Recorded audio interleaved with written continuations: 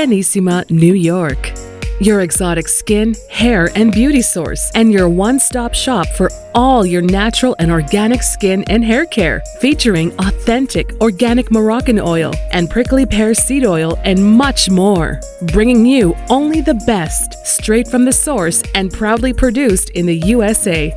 So what are you waiting for? Shop today, Arganissima, New York. Your beauty is our duty.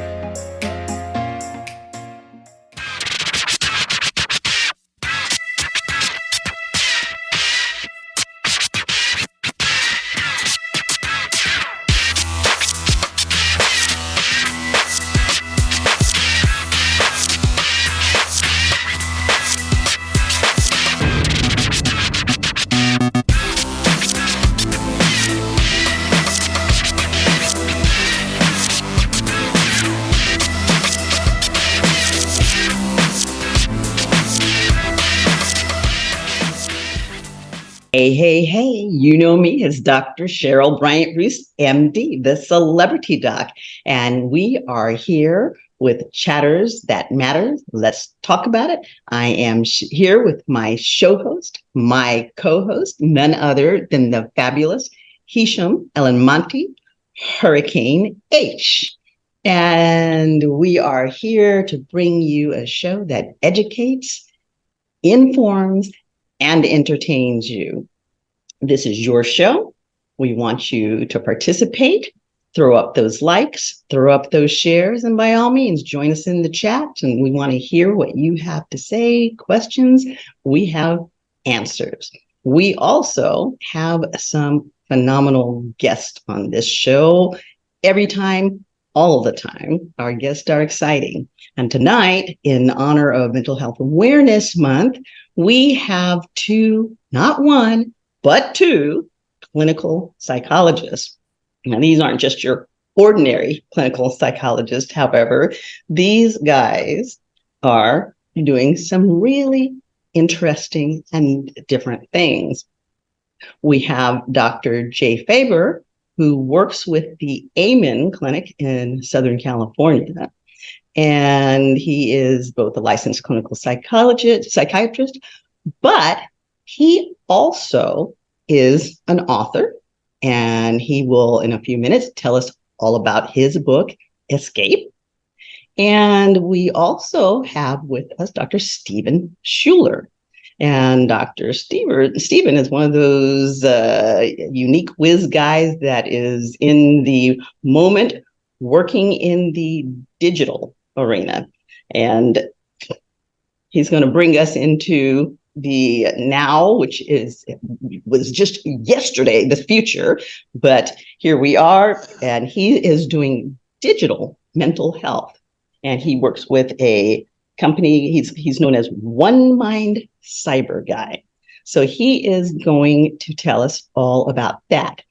So this show, again, is dedicated to mental health. And we're going to be talking about some of the challenges that we're seeing. Again, we're in this 50th anniversary of hip hop. And, we do tend to deal with a celebrity clientele who have some unique challenges, but mental health is universal. And so anything we talk about applies to anybody that can talk about it, ourselves included. So for any of you who are out there who are wondering if you might be crazy, just know that the entire world is crazy. It's like ice cream cones. You just have to pick your flavor. So we are going to have a good conversation about what is mental health, what's being done in mental health, different ways of meeting mental health challenges. And the key emphasis is on the word health, because it doesn't matter what kind of mental health issues you have going on. In all seriousness, we are not crazy. We may not be as healthy as we need to be, but even for people who are very unhealthy, we really have to focus on the fact that most people are more healthy than they are unhealthy. And most people just need a little help figuring out how to be healthier. So that is what we are going to do tonight. We are going to talk about mental health, how to be healthier, what kinds of tools are out there, and what kind of tips these fine gentlemen have for us.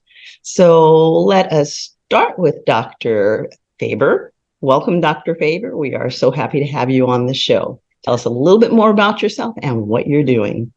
Yeah, so my name's Dr. Jay Faber. I'm, for the formality piece, I'm a double board psychiatrist, both in child, adult, and adolescent psychiatry. But I've also got a degree in integrative functional medicine from George Washington University, which has really helped, I guess, morph my practice and bring the mind-body piece together. And then, as you mentioned, I've written a book called Escape: How to Rehab Your Brain to Stay Out of the Legal System. And it's for those out there who've had, unfortunately, and it happens more common than we like to know, have gotten themselves into legal problems. And the book basically gives 5 premises, things to work on. And if you do these 5 things, you're pretty much going to stay out of the legal system. It sounds simple, but the things, once you start doing them, you see where the challenges are. So that's a little bit about me. Okay. Well, let's just go right there for starters. Talking about people being in the legal system because of mental health issues. Let's start off by just addressing the fact that anybody can land in the legal health system, because people have these misconceptions that certain types of people get there, or people who are in the legal system are there because they've done something wrong, or they're bad people. And sometimes that's true. Yeah, sometimes there are some bad players in the legal system. But a lot of the people that end up in the legal system, it isn't by actively choosing to do things that are counter to what's expected. Talk to us about that. Well, it's like we talk about bad people. I personally see it as more bad brains, unhealthy brains. And and why do I say that? If you look at prison system, substance abuse, 85% have had some history of substance abuse. There's in traumatic brain injury, it's 7 times higher rate in the jail system than outside of the jail system. Now, my question is this: are these people who have brain health problems getting these addressed while they're in an institutionalized setting, or are they being punished? And I think we're coming to a place now where we need to start asking some deeper and I think tougher questions. Great author friend of mine, Jamie Mustard, says this almost sounds like a public health crisis. Yes, it does. And I think that one of the big questions that has to come with that question is, are we just dumping people into the legal system to extract them from society for whatever reason? Or are we putting them in some place, if they're not just hardened criminals that are there for life because they murdered 20 people or whatever, are we putting them into a place where they can be rehabilitated and brought back into society? And if we are putting them in a place where they can be rehabilitated and brought back into society, what are we really doing to facilitate that? Because to just say, oh, well, we have them in group therapy and we've dumped them on medications. I think that you as a psychiatrist would agree with me that those medications can help to what is the word I'm looking for? They can help to keep people on even keel, but very seldom do they fix the brain to alleviate the problem. Can we agree with that? Yeah, no, I think you're getting back to, well, I went back and got a 3-year fellowship at age, 58 in integrative medicine, because you have people come in it's like, I'll give you a good case. A lot of people come see us, they're depressed, they want to get their brain scan, what's the lock and key, what medications. And then one gal, I'll never forget, she came in and she's been on, umpteen antidepressants, umpteen anti-anxiety. She wasn't getting better. So she came in, she saw me. I said, looking at your brain, here's what you need. Well, guess what? We tried it. It didn't work. And I went back and looked. I said, this person spent a lot of money to come in here. And so I went and looked back at her labs. Did they teach us this in the residency? My own personal opinion, not as much as they should. No. Sugars are high, thyroid's low. Her CRP is high. And I'm like, well, what's CRP? I said, you know what? And she's overweight. And it's like, this is not there's something beyond her brain. There's something inflammatory going on. Metabolic syndrome. Yeah. And so we need to get a lot more creative, a lot more cutting edge, a lot more on top of the information to get better. I had somebody who I knew had a history of inflammation. She got bad again. She went into the hospital. And she came out 2 weeks later on 6 medications. I had her on none. And I think that's almost criminal when we do that to people. It gets even crazier.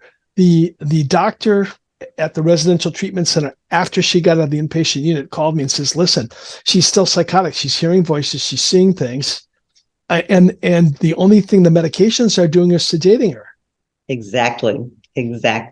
And so without going into a lot of details, because this person hadn't had as much training in inflammatory conditions, and some things we're learning now, I said, listen, I go, just do this, because I've called the hospital 4 times and they never called me back.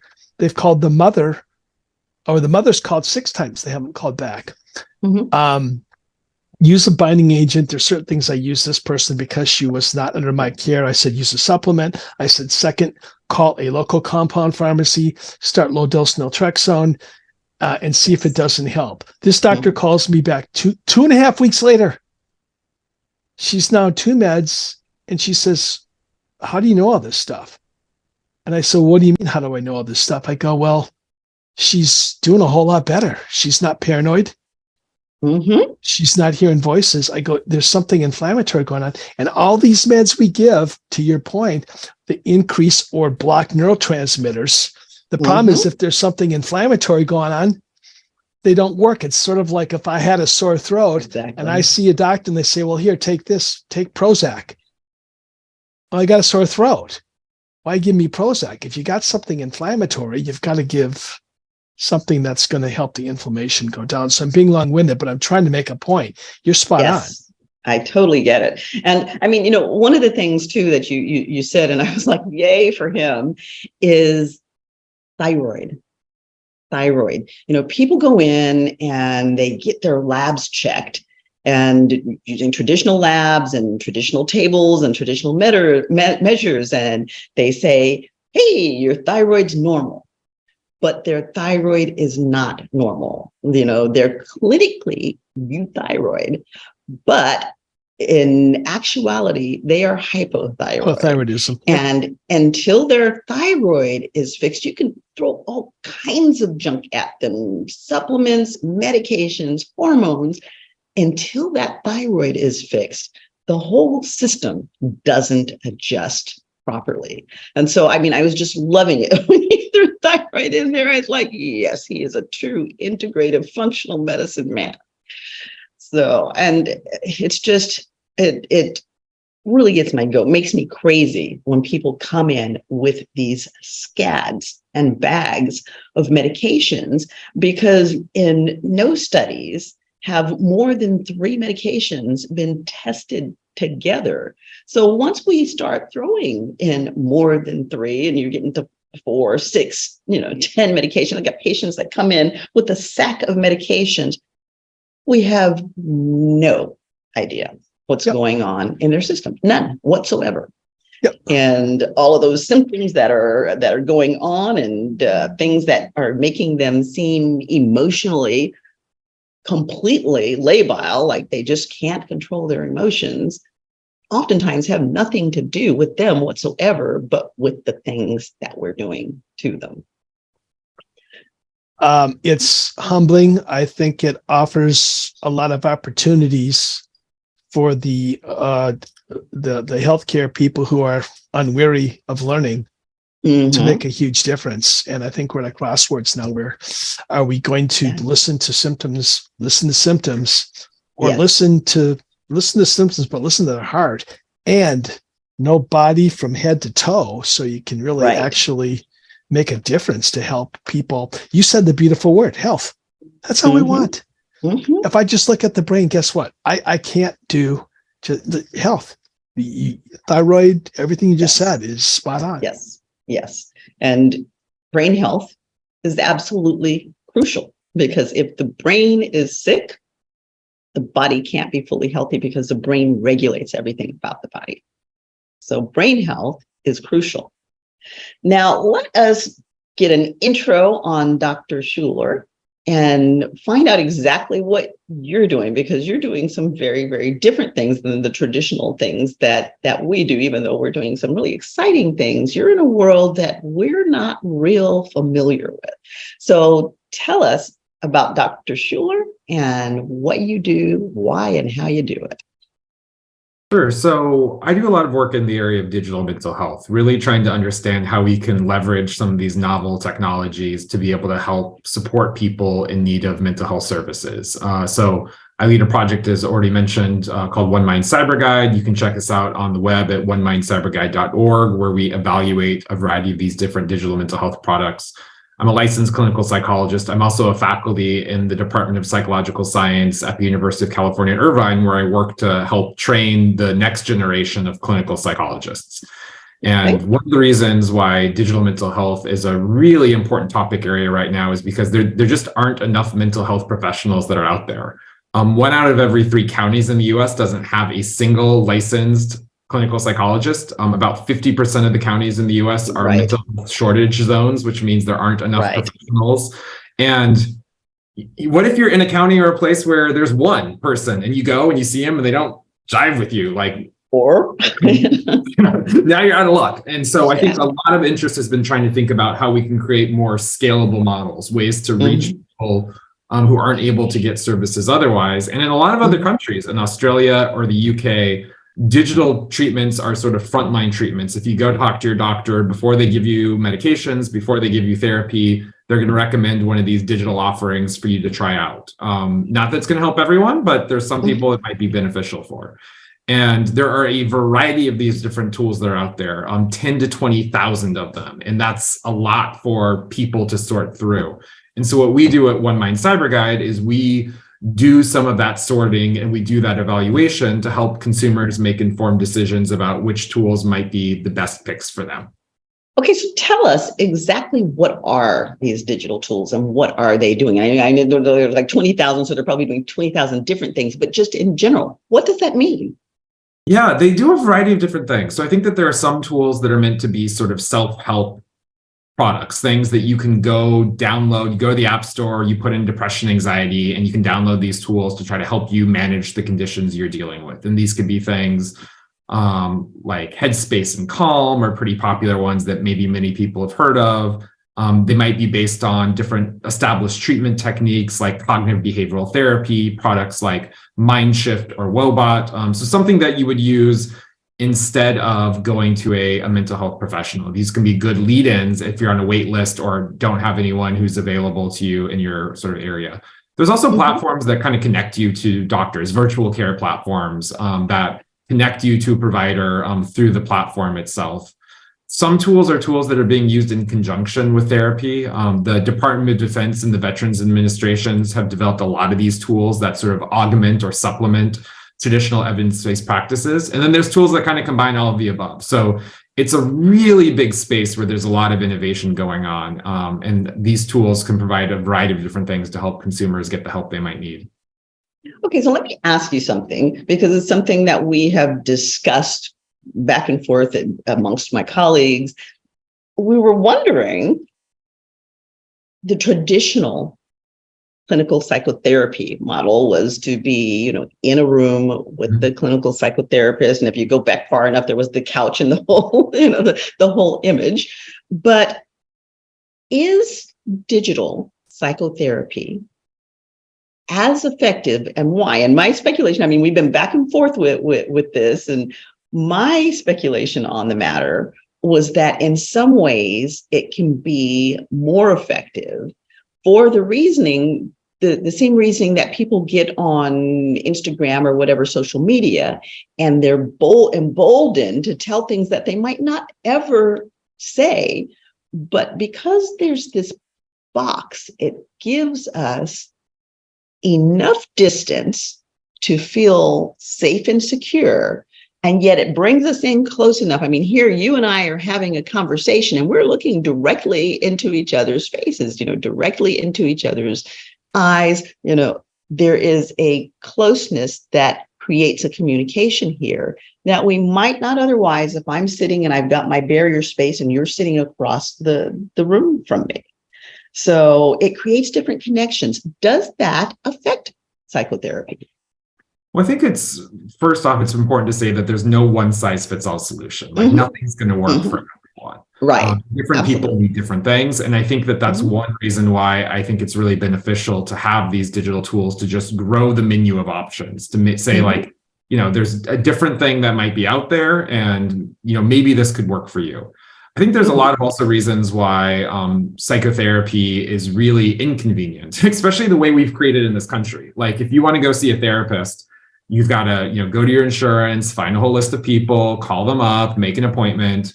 And that, hopefully you'll find someone. Whereas if there's some opportunity to get some relief or skill or something in the moment that can really help you, that can be a real win. I also remember when I was practicing, there was one time a client I had who rode multiple buses each way to see me. That took them 2 hours to get to my appointments, 2 hours to leave.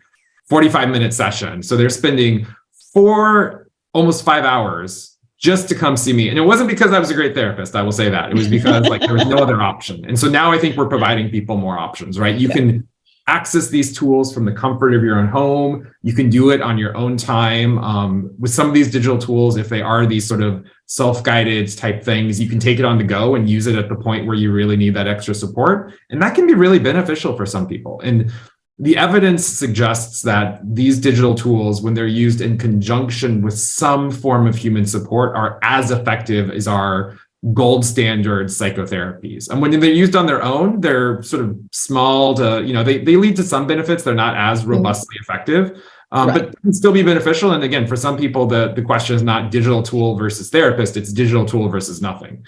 So I think that there is some benefit of having that human connection. It helps keep people accountable. It's a good check-in. People can help problem solve some of the challenges you're facing. They can make it relevant, the tools and the services relevant to sort of your unique context. Those types of things I think is really beneficial. And that's where we see the most bang for your buck. But again, that's not an option for everyone. So I think we have to think about how we grow the pie of what's out there for folks. Right. And I want to just take this moment for our audience to differentiate, because there's always that question, to differentiate what it means to be a clinical psychologist and a clinical psychiatrist. How are those different? Dr. Faber, I'll let you go ahead and address that. I think the biggest way to differentiate is just the education piece. Psychiatrists go to college, get a 4-year medical degree, MD, and then do a residency in adult child psychiatry or both. So there's that piece. I'll let Dr. Schueller explain the psychological piece if he wants to, since I didn't go that route. Yeah, so as a clinical psychologist, I did not go to med school, so I do not know how to prescribe medication. I don't have that training and that background. I went to a PhD program, which is a professional program that taught me how to do therapy, do assessment. Clinical psychologists do a 1-year pre-doctoral internship that's pretty similar to medical residency. I did mine at the University of California, San Francisco.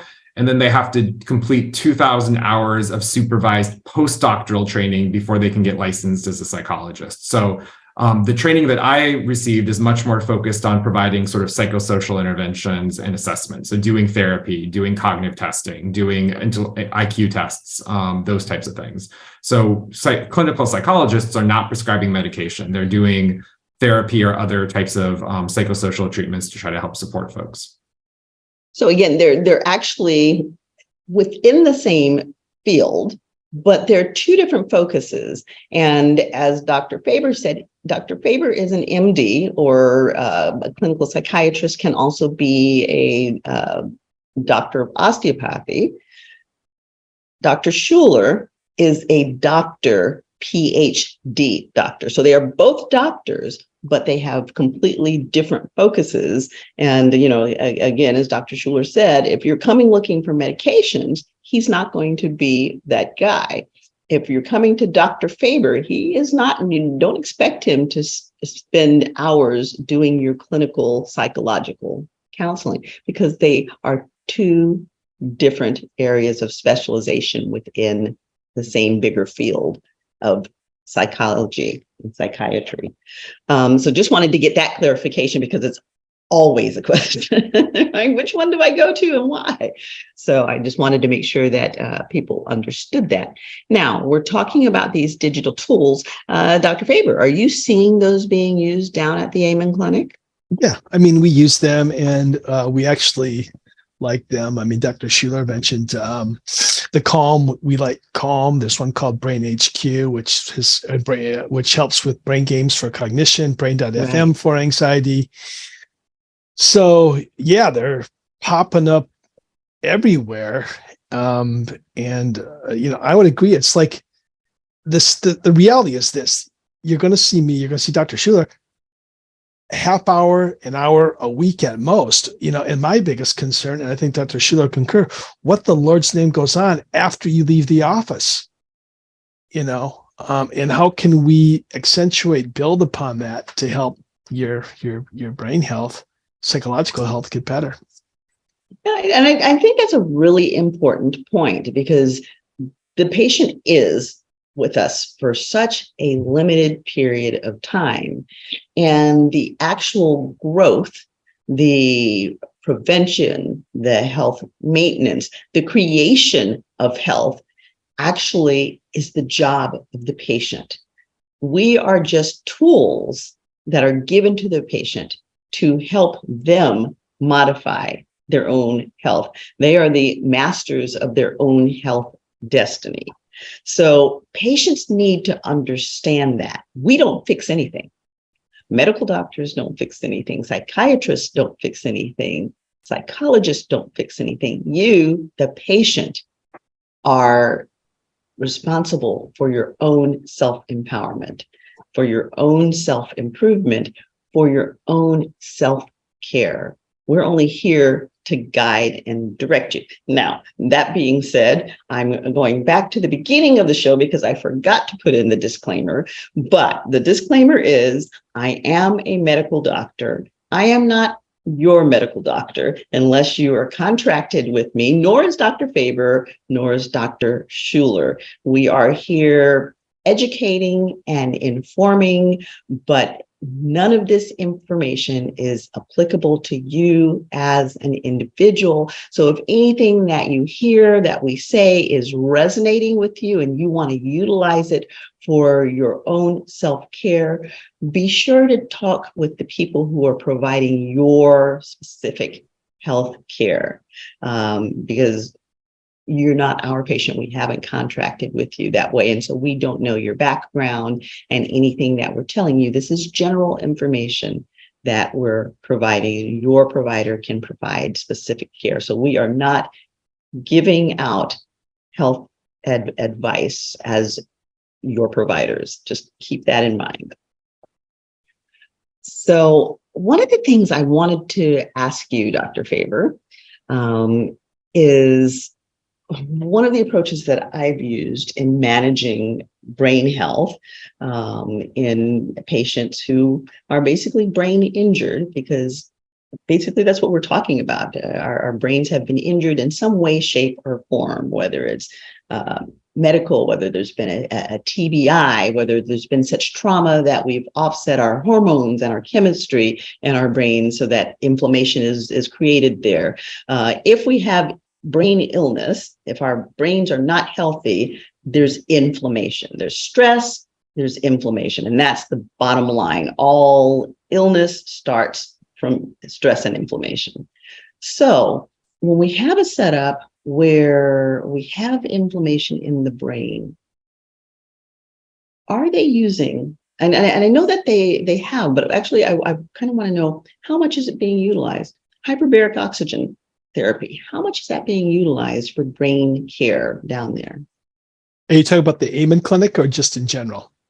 Both, the Amen Clinic specifically, and just kind of in general, because I mean, it hasn't been done as much in the past. And I'm hoping, because I've been working with it for a gazillion years now, I'm hoping that it really is, as we're starting to see integrative medicine move into mainstream therapy, I'm hoping that hyperbaric is coming with it. Well, I can tell you at our clinic, I'd say probably 35-40% of our patients, if not more, get hyperbaric oxygen therapy. Clinically, with the inflammation piece, I'd say 75 to 80% of my patients, they don't need antidepressants or anxiety. They've got something inflammatory going on. Yeah. Mm-hmm. So it's more common at our clinic. I think it's actually getting even more common. Mm-hmm. Mm-hmm. I think residencies, you're going to see like fellowships coming off of neuroinflation as well. What do we You're do? making a happy camper out of me here, because I've been working with it, since the 90s. Wow. And back then it was snake oil, and there was a lot of drama surrounding it. But I'm a firm believer and have been a partaker. There was an article in the San Francisco Chronicle that showed a picture of me in the chamber with my young son, and the difference that it made for him. He had TBI, and the difference it made for him was astonishing. He would go for a dive, and the next day when he go to school, the teacher could tell that he had been for a dive, even if we said nothing. He's like, "Oh, Gregory must have been in the chamber because he was fabulous today." So, the difference is there. And there used to be the pushback and the argument that, it was great for diabetic wounds, but, there was no space for it in TBI. But I think that we're really seeing that is not the case. And I'm hoping insurances will be jumping on board for us to promote this health promoting treatment. If you want to see a before and after picture, I could probably pull one up if someone wants to share a screen. I don't know if we got the time, sure. But Hurricane, can we pull that picture up? Let me just make sure we can do that, and definitely. All right, you'll see how quick you can do that. All right, you guys are going to see my screen.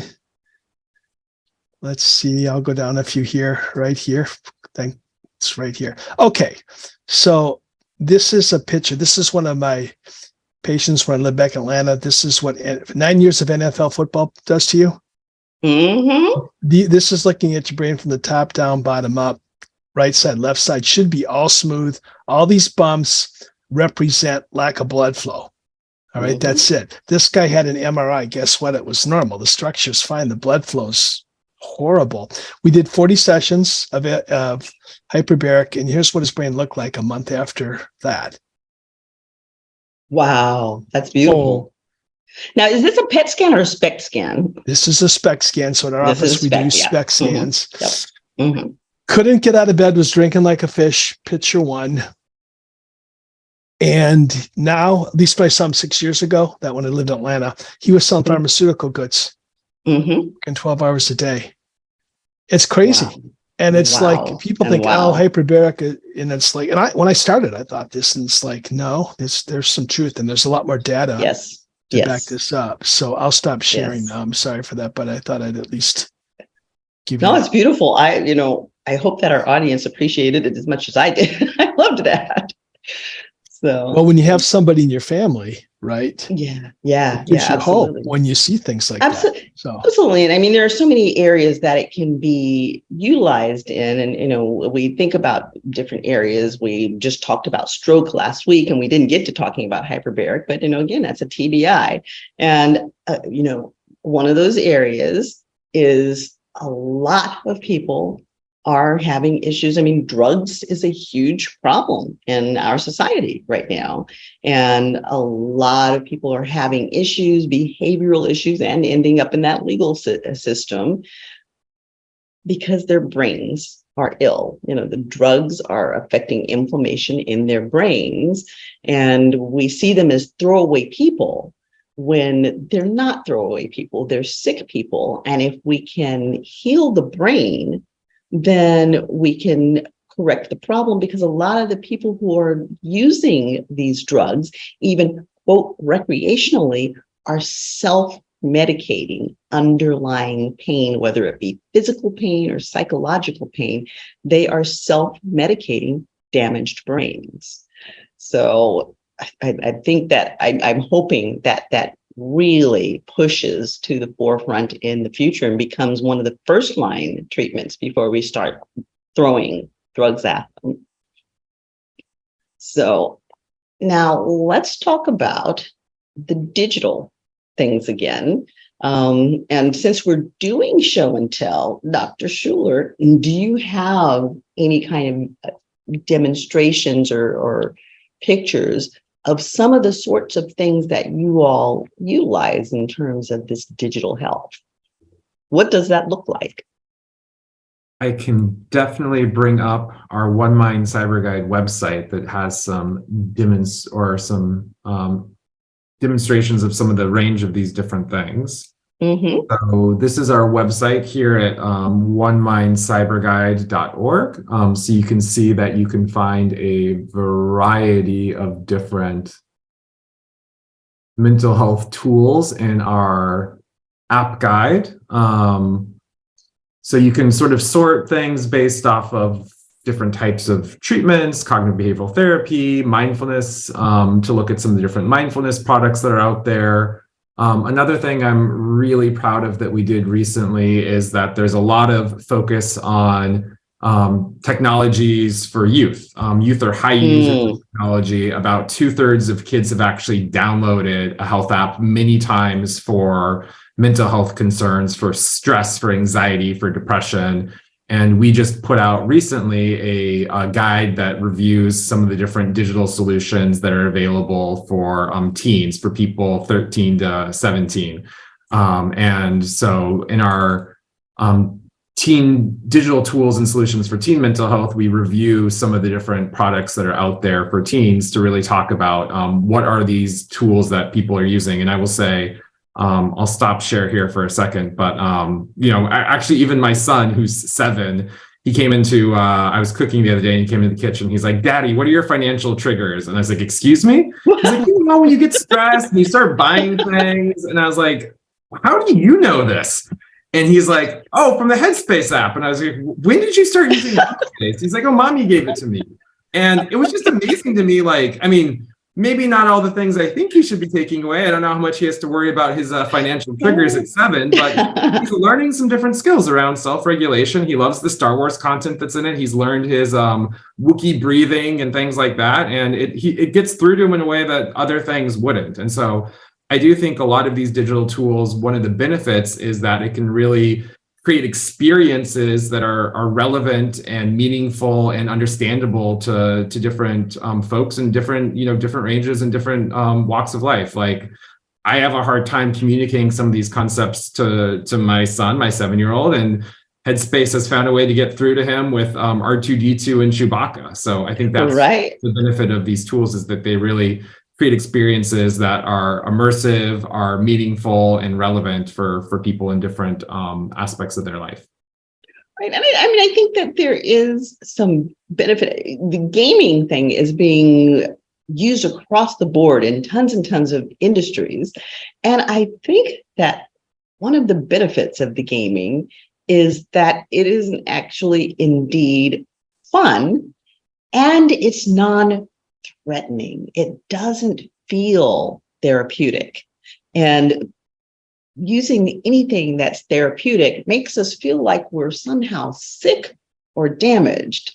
And nobody wants to feel that way. So if we can better our health doing something fun that feels like a game, why wouldn't we do that? and it's something enjoyable, when so much of the stuff that we have to do in life is not necessarily enjoyable. Adulting usually is not fun.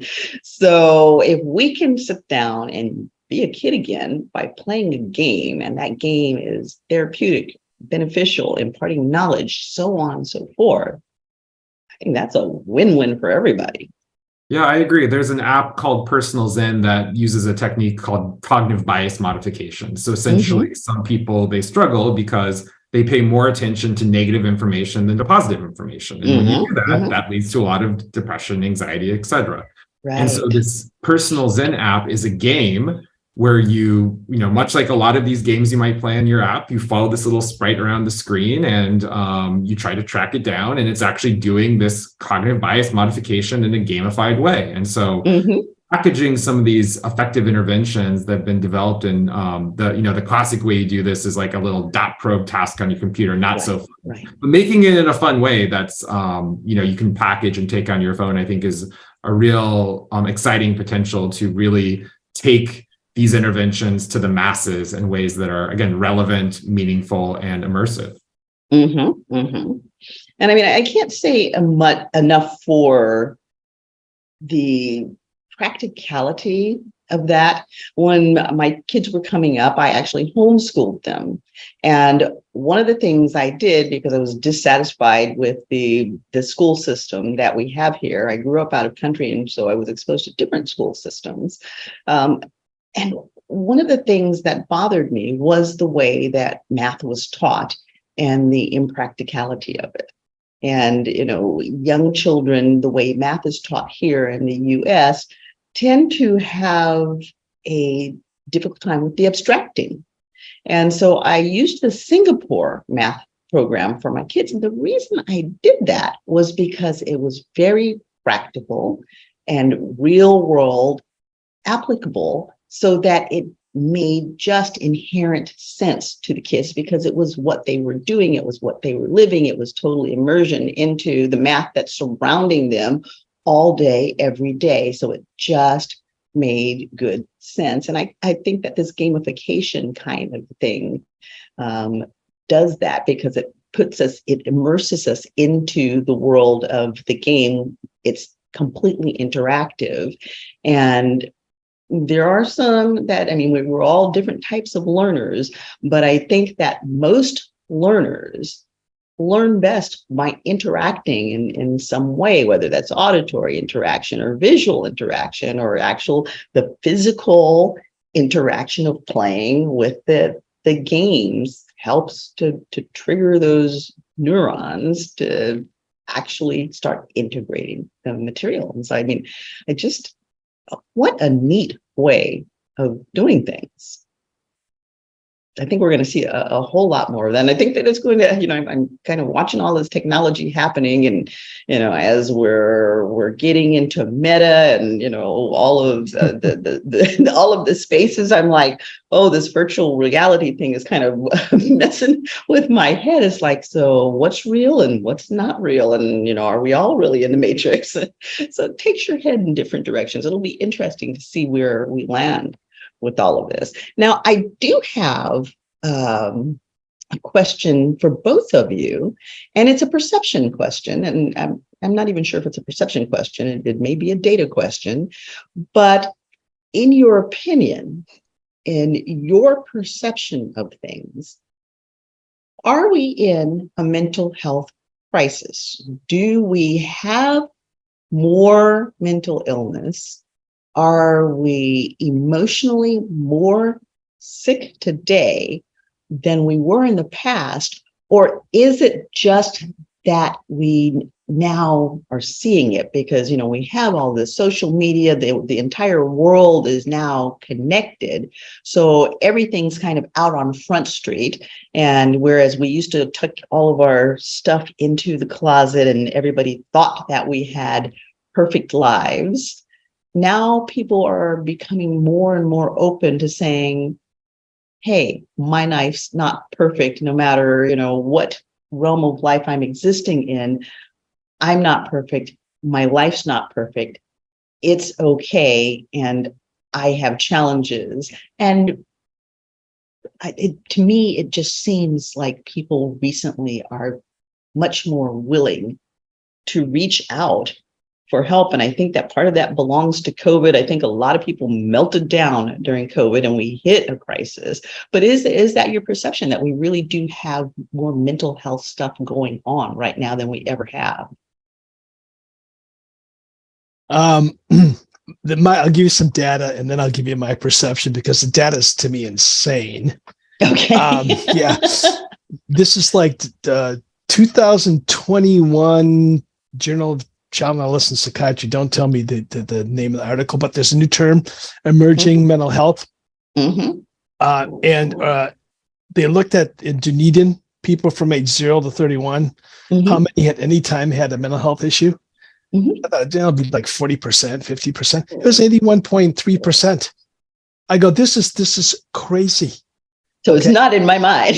No, it's not in your mind. Now, second, which we're just getting to know, and Stephen's probably going to, just from a psychological field, be able to tell more, but there's a lot of data coming about secure attachments versus insecure attachments. And at least in this country now, maybe in your country it was all different, but 50% of people in this country have secure attachments, where the other 50% don't. I mean, which when you look at what happens to relationships, what happens when people have a problem, who do you talk to? It just complicates the situation. And now, how are people learning these kind of relationship habits? Who knows? Maybe TV. I think a lot personally just in family, and we don't know. We don't know how to connect. Yeah, and I do agree with you there. And this is actually my country. I'm a military brat, so I lived out of country because I was a military brat. So I lived all over the world and did get to see different cultural experiences on how they did family and attachments. And I think you're right on point with that, secure attachments versus insecure attachments do make a huge difference in how we negotiate and perceive our world and how much internal stability we have. And that could be an entire nother conversation. So we're not going to go down that path, but that, I mean, well stated and definitely on point. So Dr. Schueller, can you address that for us?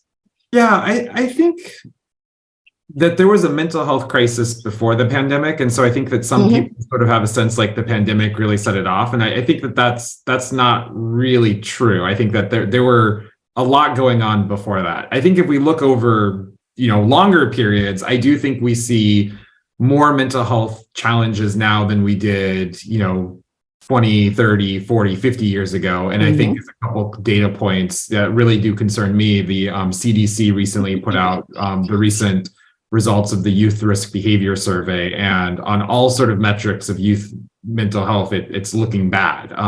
Rates of isolation are up, rates of suicidal ideation are up, and really concerning levels. And I know our local community has been struck by way too many, way too young deaths by suicide, which are just so unfortunate. The Surgeon General just put out an advisory on loneliness and like what an epidemic we have of that in our nation. Despite the fact that we can be so much more connected, we are, so lonely. I think one thing I'll just sort of note is I think a lot of times technology has been blamed for a lot of these things. And I think that the research doesn't bear out that technology is the culprit, especially not for everyone. I think that there's a lot going on.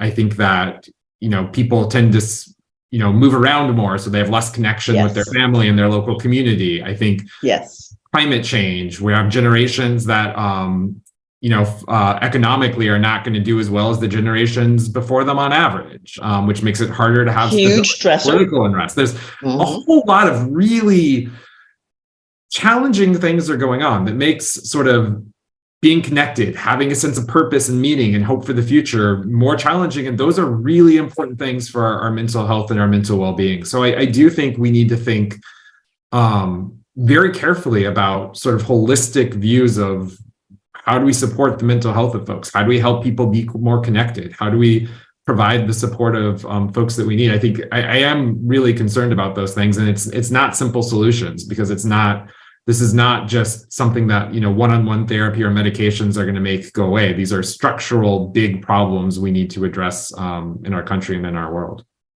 And we have Ricky Aaron on with us, who is my talent manager and who has brought these guests to us.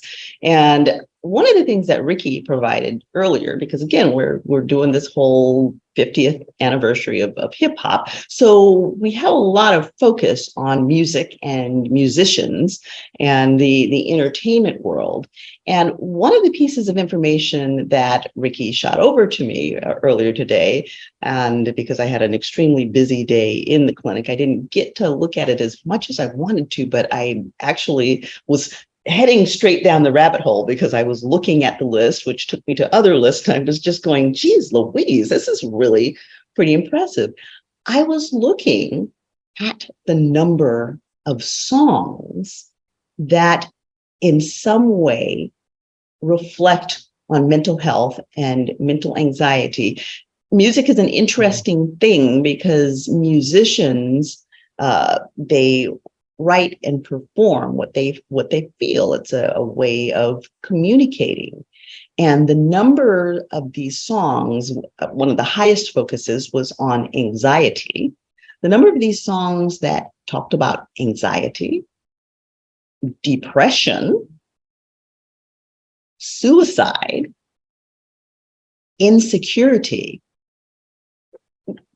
many other different aspects of mental health. I mean, addressing things like bullying and the emotional weight of bullying, and the loneliness, as you said. Loneliness is in a crisis level, and it doesn't mean that people are sitting isolated and alone. I think some of the loneliest people are being surrounded by other people, but not connecting on the deeper level, and don't feel comfortable that they can connect on the deeper level.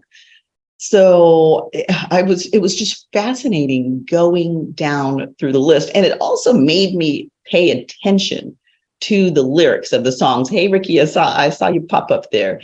It made me pay attention to the lyrics of the song, because, we hear the song, it's got a nice melody. Oh, I really like that. Or it's got a nice beat. Oh, I can dance to that. But we don't really focus in on the words.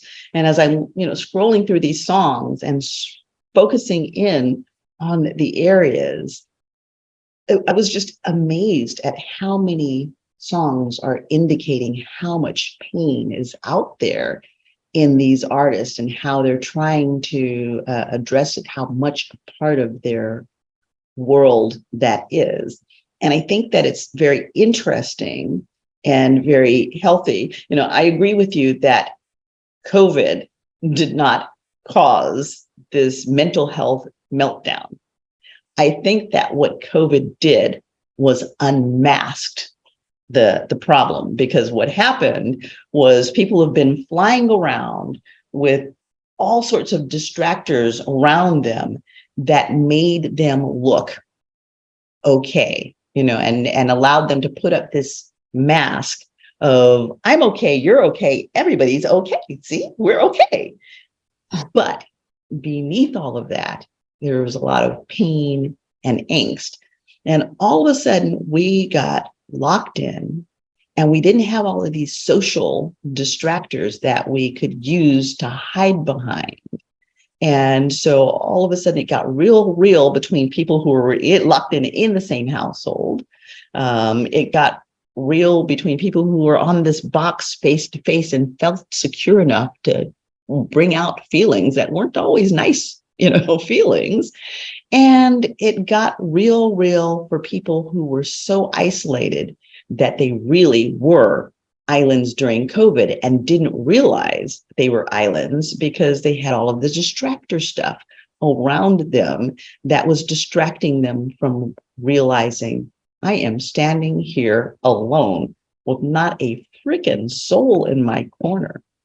So I think COVID was just a big unmasker for a lot of people. And it showed people just how non-resilient we are, how underdeveloped our coping skills really were. And so I think for a lot of us, we're relearning new coping skills, and we're taking a much harder look at ourselves. We didn't have to look at ourselves before because we could be distracted by everything else.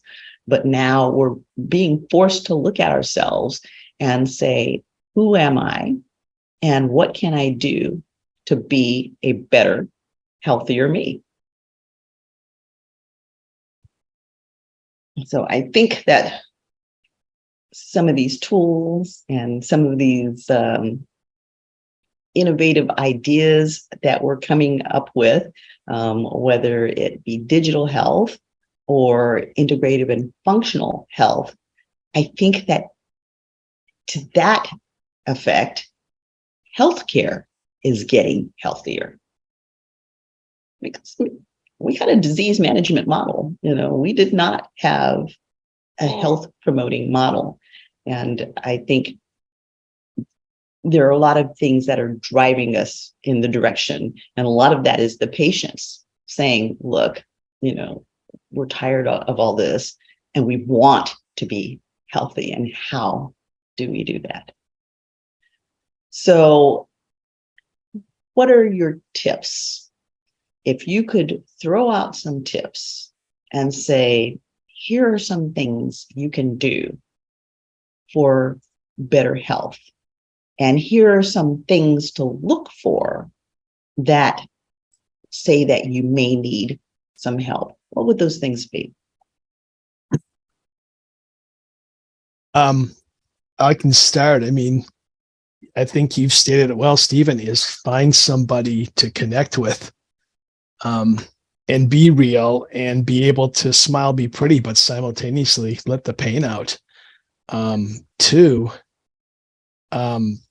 this whole world, the words came up, resilience, you can put mental toughness in there, problem solving.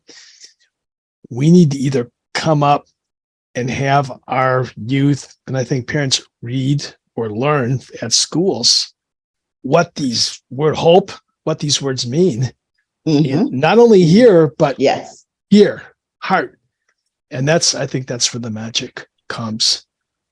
Three, my thought is if you feel something that just doesn't feel right and you're not sleeping, you're not feeling good, find somebody that can help take the curtain off, like you said, because that's kind of think what happened during COVID.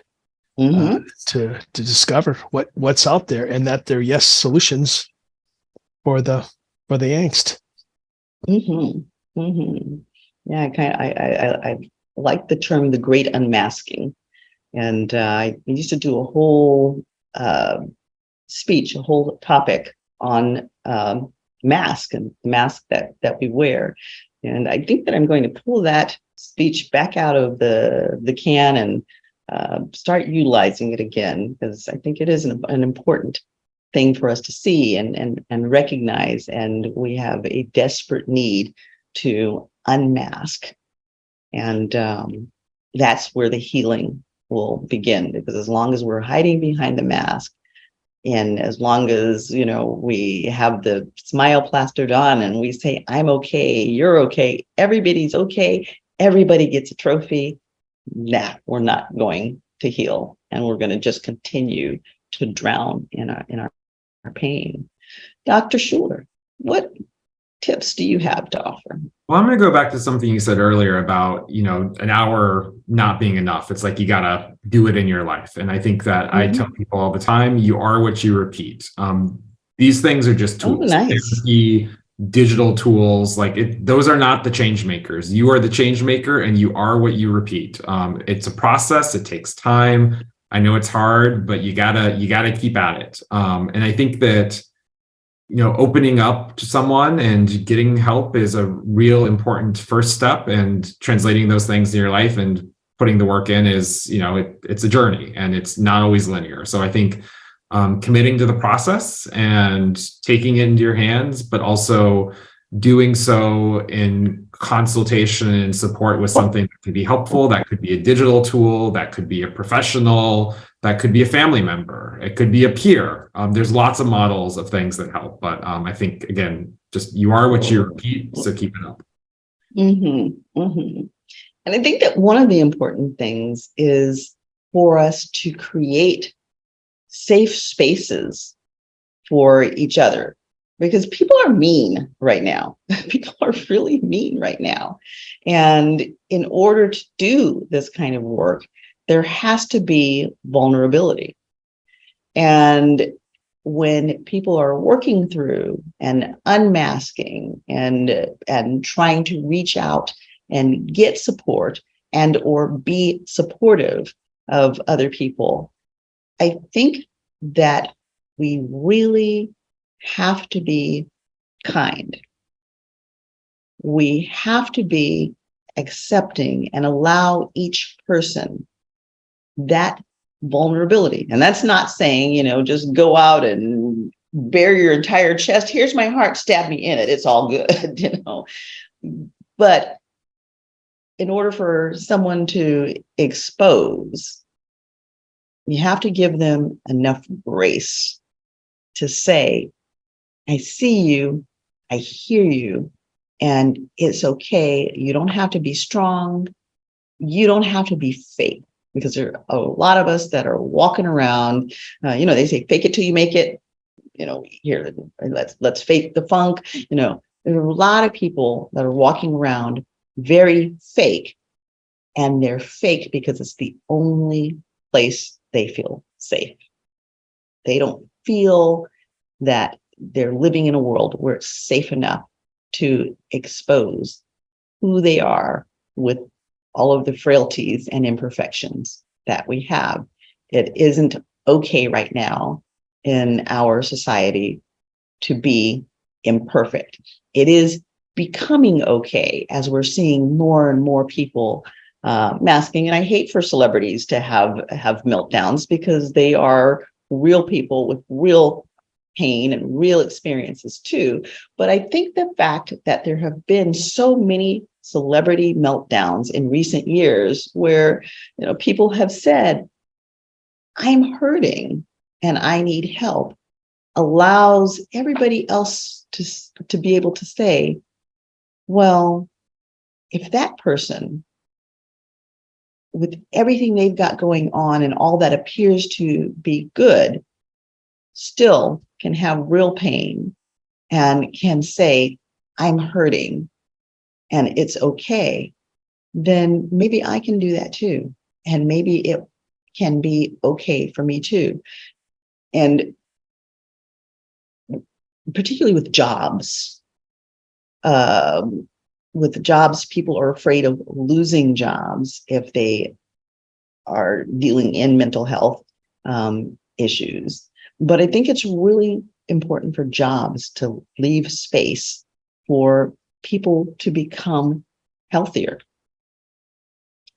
So, that's kind of my tip for takeaway is, whether it's at your job or in your personal life, be authentic to yourself and take care of your own mental health. Empower yourself. Make the unpopular choice, if you have to self-care, because at the end of the day, you are the singular person that you are the most important to. Each of us is like little rats running around trying to get our needs met. And it's up to us to meet them and to find the resources. And when the resources are offered, to utilize those resources. And I'm so glad that we have resources like you, Dr. Schueller, that we have resources like you, Dr. Faber, who can help us on that journey. Thank you, Dr. Brian Bruce. Hurricane, do you have any questions? Have I missed anything? You've sat there with this satisfied smile the whole time. Well, listen, I'm just absorbing it all as always. I'm the non-clinician in the group, and I'm just thinking. I think about me as your patient, right? I'm listening. I'm also a pro, mental health, as you know, doctor, and I push for it. And I do have a couple of comments or just add-ons quickly. First is I love what Dr. Faber stated about the idea of the a lot of health, the mental health has to do with the physical health and the inflammatory stuff and all those conditions, including the drugs and things like that, which sometimes you don't think about it. Like we think about mental health as the anxiety, the stress, and all the stressors, or the things, the triggers that do that. But we don't think about the physical aspect of it and all the things that we are being exposed to, such as pollutants or, like in this case, drugs.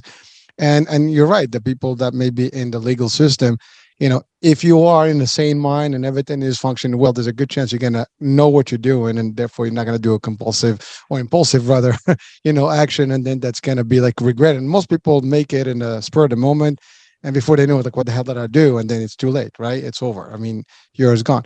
So it becomes, that's a big deal. So the link between the physical and the health and the mental piece, I think that's a big, takeaway from all of us here, because there's what we hear, that healthy mind, healthy body, that whole connection. If you don't take care of this, this doesn't work. I also love what Dr. Schueller, you stated, the whole piece about the digital and the future and the resource, because at the end of the day, as you both stated, doctors, how much time can you possibly give someone, and between the time they see them and the next time you see them, unless they're really an institution and being seen every day, that's not going to work. Many people they're not going to need that, but they do need that support, and those tools can help them, maintain until the next session, and even sometimes, be the triggers. Like in the fitness world, we have that. You give things to do at home, like homework, to keep you going until you have the next session, and it helps, and therefore you can do it. And finally, doctor, I think the biggest picture here is that our health is our wealth, as we say, and mental health is part of it, and nothing is worth it. Nobody is more worth it than yourself and your health. If you're watching and listening, it is about you. This is your piece. Don't allow anything to stress you. I know it's difficult to say. You talked about jobs, and it happens to the best of us, and it happens all the time. And if you let that get to you, it's not. Some people have more resilience than others. There's different ways to tackle these things. But at the end of the day, if you can't do it yourself, there are resources. Whether seeking the resources through the providers that we have, and the specialists, or inquiring about those resources that are available. But I do have a question, Dr. Schueller, is that for the tools that you have, that you showed us on the website, are those available, publicly, meaning that someone just can go and download them and use them, or you have to literally at least understand what they do by talking to a specialist first, such as yourself, and then you'll describe those, you need probably form 1, 2, whatever, method 1, 2, 3, system 1, 2, 3, software 1, 2, 3, and then you guide them through what will be best for them. Because I think if I go to your site and I look it up, I might not know. I might just finagle around and play with them, but I may not know what's good for me. But you will do some sort of an assessment, I'm assuming, to do that, right? Correct? Am I getting that right? Yeah, at our website, we review and break them down on some different dimensions. And so if you kind of know what you're looking for, it's a good place. But if you don't know what you're struggling with, I think talking to a professional first is a good first step. I think I'll also note, like, a lot of, if you have insurance, it could be that your insurance might have some of these tools that could be available for you. So actually, Kaiser Permanente has a suite of 6 different digital tools that they've identified for their members. My health insurance actually provides a digital cognitive behavioral therapy platform that I could use if I wanted to. And so there might be some of these tools that are available to you that you haven't, realized are available to you, that if you have insurance, there might be some coverage. So it's a good place to look. So I think, talking to a professional is always a good starting place. And I think the other thing I often note to people is that, if you try one of these tools and it doesn't work, that doesn't mean that you're hopeless and you're not going to get better. And so I think, having a professional involved is always a good way to help sort of sort through some of that. So docs, I am the insurer. I represent the insurance space, and you talked about insurance a couple of times. And so that does introduce the idea that this is something that has to be, there's a cost to it. Obviously, there's coverage to it. And so I know, for example, in some commercial space, you have these things available because there's that part, right? In the government programs, not so much. I mean, they do have behavioral programs and things like that, but you don't see them doing a lot. Some health plans may be more inclined to actually get into it. I mean, Kaiser is obviously one of the top ones in the nation, especially in the the Pacific side. There's a lot of work they do, and they're very integrated in a lot of ways. But a lot of nationals are doing their best to get there. But I mean, it is definitely a message to all the insurance out there and the payers, to maybe, especially if you're in the government programs, is maybe to bring that discussion. I personally, I will start having the discussion, in any of the consulting discussions that we have, to see maybe it's something to introduce in terms of benefits or whatever. I mean, there are limitations from, let's say, the state programs or the federal programs where you might not be able to add things, and where that cost is going to come from and things like that. So these are some of the things. But certainly, there are ways to get access to these things, and we just want to make sure that people know that they're not limited, but they just have to know how to navigate the system in a way and have access. A lot of these things can also be, if you do need, something, and you get a prescription, or you get a specialist that says you need something like that. Sometimes you get overrides, in terms of the insurance space, and they can get you these authorizations, for these offshoot, programs and things like that. Now, again, there's always exceptions. Just know that you can talk to your care management, things like that, to be able to get the assistance that you need. And of course, that's the only way to do it. And of course, the other way is to pay for it. And then again, if there's a cost, it depends what that looks like. And I have no idea what the cost is. So, so that's it for me. Okay. All right, then. And again, as always, for our listeners, Dr. Faber's information, Dr. Schueller's information will be on the website, so you can reach out to them if you have further questions. You can reach out to us, and we'll reach out to them to make connections and such. So any of our guests that you see on the show can be reached so that you can gain access to further information if you need it. So please do use them as resources, do use us as resources. And, we are at the point where it's time to wrap up another good conversation, and everybody head off into the rest of their week. But we have enjoyed sharing this experience with you. We have enjoyed sharing the information that these illustrious gentlemen have provided.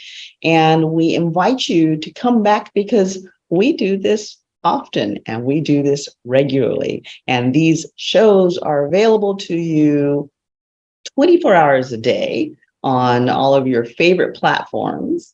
We are live on the air Monday and Wednesday evenings, 6 p.m. Pacific Standard Time, 9 p.m. Eastern Standard Time, both virtually and on the radio. So you have two ways of accessing us. And if you can't catch it then, you're living in a completely different part of the world, and it is 3 o'clock in the morning and you're not getting up to watch us, then go to one of the other streaming platforms and you can find them, whether you're catching it in Facebook or you're catching it in YouTube. There's somewhere that you can catch these shows, and we are glad to have you joining us. Like, share, and please, by all means, comment. It's been another fabulous week. Gentlemen, Dr. Faber, Dr. Schueller, we thank you both for being with us, and we hope to see you again joining us for some other interesting topics.